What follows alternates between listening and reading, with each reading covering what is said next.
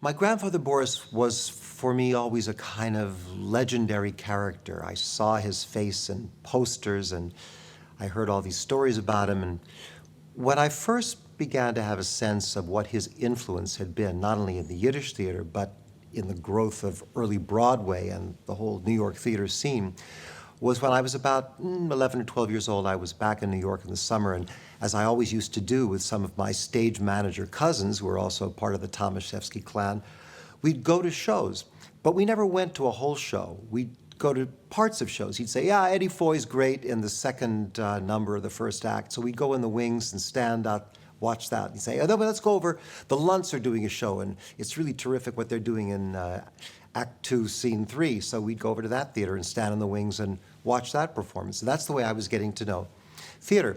But My Fair Lady had just opened, and I thought that might be nice to actually try and go see that whole show.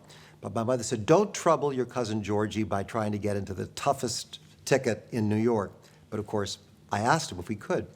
We went to the theater, and people were lined up next block already, try to see if they could get a last-minute ticket to that show. Because, it was Rex Harrison and Julie Andrews the first time. I asked Georgie, and he said, sure. So we went over to the stage door. We walked in. Izzy, is Izzy here? So Izzy was the company manager. Georgie said, Izzy, see this kid? Boris Thomashefsky's grandson.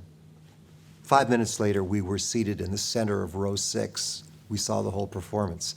So this was one of the first times that I began to understand what influence on the whole scene of the theater, the New York theater, that my grandfather had had.